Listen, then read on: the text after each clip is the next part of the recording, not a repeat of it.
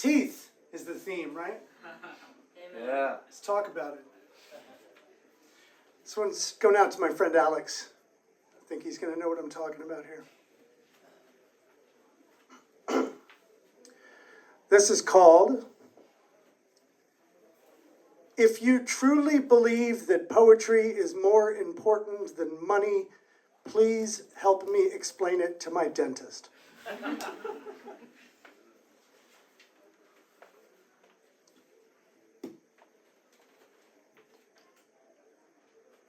I have always been insecure about my mouth.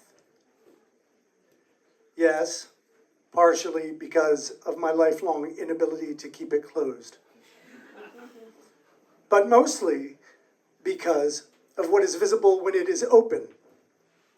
For anyone in the back of the room who can't see clearly, I have bad teeth. It's a problem that I inherited, but one to which I've contributed to. When I was a kid, I didn't want to get braces because I was already bullied so relentlessly at school and I was afraid of it getting worse. Turns out, it kept getting worse anyway. Until it got so bad that I quit school and ended up on the street where I got into hard drugs and then for various reasons didn't take very good care of my health for several years. When I did manage to see a dentist, it was always a painful, terrifying, humiliating, and expensive experience, so I admit I didn't even always go when I had the chance.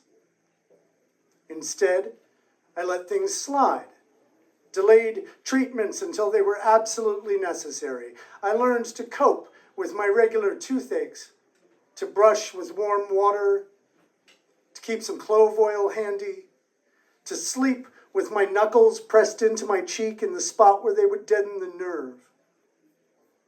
And when those things failed, I took painkillers until I was at 3 times the recommended dosage and they weren't working anymore. Eventually, I'd always be forced to face the music of an emergency extraction, but at least it was cheaper than a root canal. Socially, I learned to make a joke of it. Ha ha, I'm ugly. Ha ha, I'm poor. Ha ha, keep your kids away from the crystal methamphetamine.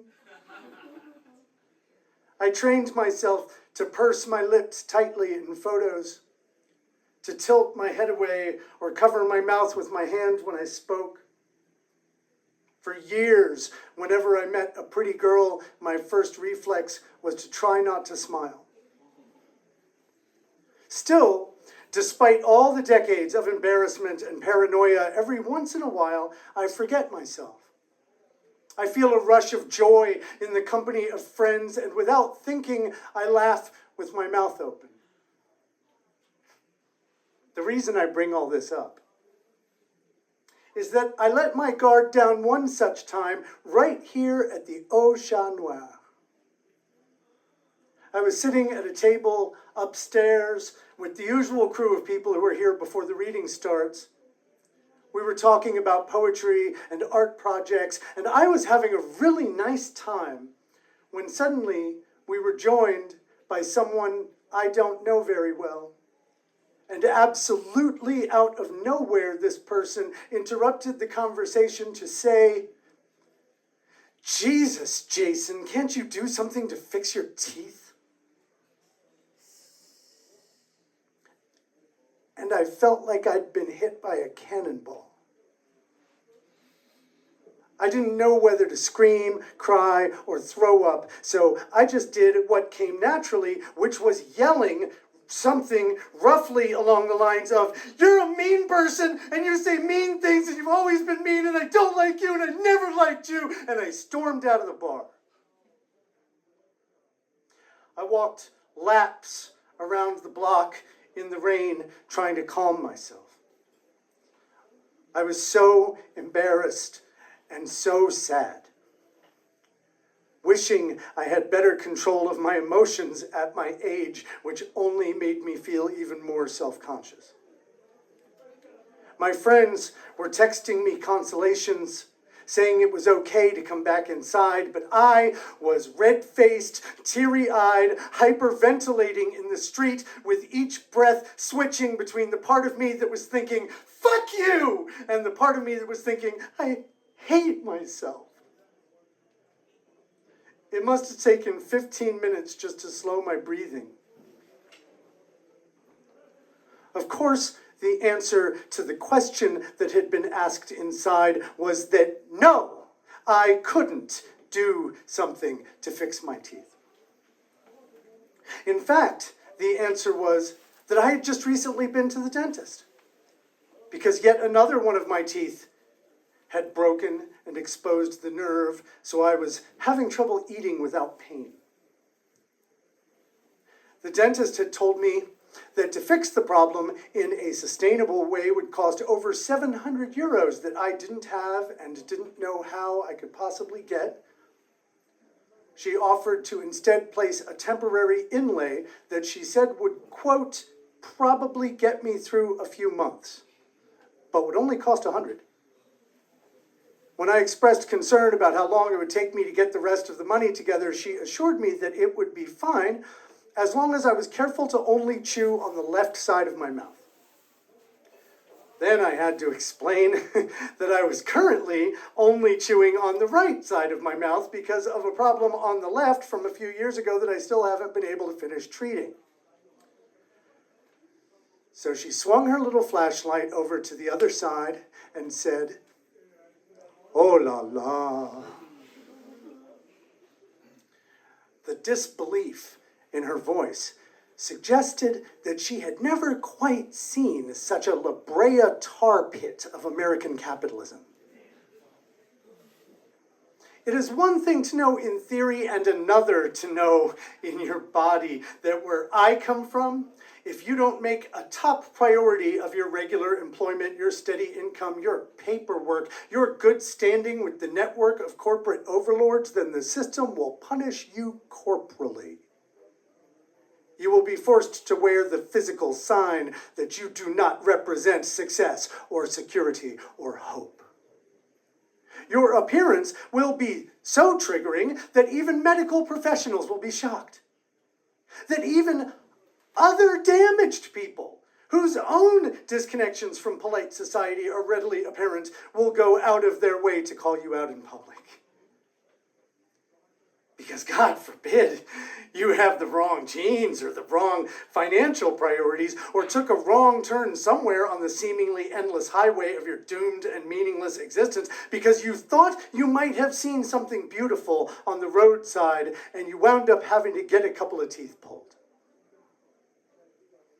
Okay, so yes, there was my family history, my period of neglect, my fear of dentists, but none of those were the real problem. The real problem was that I'd never organized the entirety of my life the way I was told I was supposed to, around making sure, no matter what it cost me in dreams, that I would always have my $700 on me at all times. Because that's what it takes. 10 years ago, a wealthy friend offered to fix my teeth up, and I thought I was out of the woods, but a few years later, there was more to do, and she had passed away, and I couldn't keep up with the bills, and it's never just a one-time thing.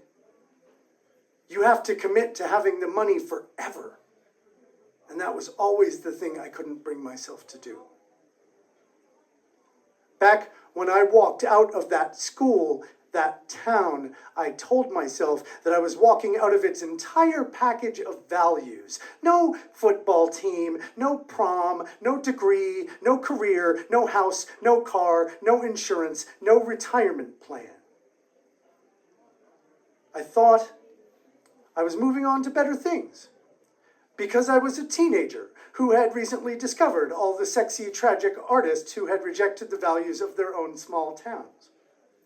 So I threw myself onto their path, believing, naively, but sincerely, that art and experience were more important than money, that there was some sacred revelation to be won in the exploration of the mind. But I hadn't taken into account that almost all those artists had either lived before photography, died before aging, or at some point gotten rich enough to polish up their smiles. So now, here I am in later life, and when someone makes a comment about my teeth, they are also commenting on my mother, my childhood bullying, my lifetime of more and less defensible choices, the poète maudit archetype, economic theory, genetics, Calvinism and the Protestant Reformation, psychology, insurance law, socialism, and crack cocaine. By which, of course, I mean the secret operations of the CIA in low-income neighborhoods. I recently ran into one of the few friends I'd had in school and was surprised to hear him talking up all these same things. He's a musician, also with bad teeth and money problems. He spoke of his shame, his insecurity, his discomfort in photos. He casually mentioned his fear of smiling. Fear of smiling. I know it well. But as soon as someone else said it, I realized it was one of the saddest things I had ever heard. We spent the afternoon talking about image, class, priorities, the indignity of having to choose between fixing your face and fixing your guitar. How every toothache causes us to wonder if we have lived our whole lives in error, in failure. Even though we both thought the whole point of being an artist was to affirm that something other than money has value in this world. It was nice, for once, to not feel alone with that. You know, on a good day, I'll laugh it off and talk about how in the 80s, you couldn't get hired with tattoos or nose rings, so having them was your proof of not having a job. Now, you can have tats and piercings all over your face and work in a bank, which almost means that nothing means anything anymore. But a jacked up grill like this still says something, man. It says, I don't have the 700 euros. It says, I never have the 700 euros. It says that when this inlay falls out, I am going to suffer in agony because that's how hardcore I am, baby. That's how street. That's how punk rock. That's how poetry. That's how good old-fashioned destroy myself to say, fuck the system. On a good day, with a little swagger, I'll say, my teeth are a symbol of my voracious hunger for life, my passport stamp from the wild side. That they ultimately represent my belief in something that transcends the physical body.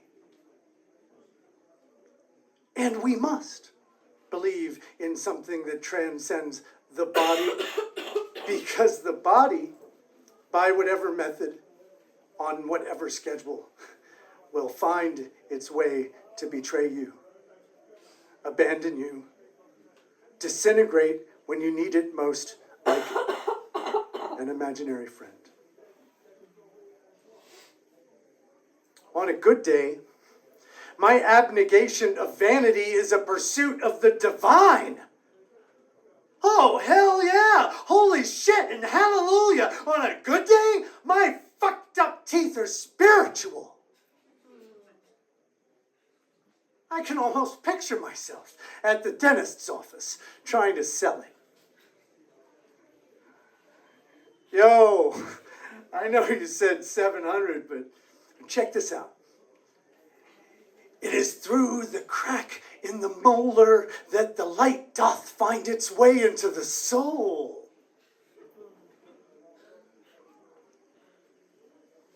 I don't know yet when I'll next get a chance to see her. But as I write this, I can feel the tenderness returning in my nerve. Please don't get me wrong. I am grateful for this life I live of friendships and poetry and adventures in the margin. But now and then, when one of my teeth starts to hurt, it makes me question everything. Thank you.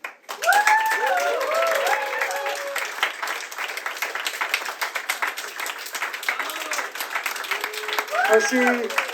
Thank you very much. Very nice to see you all.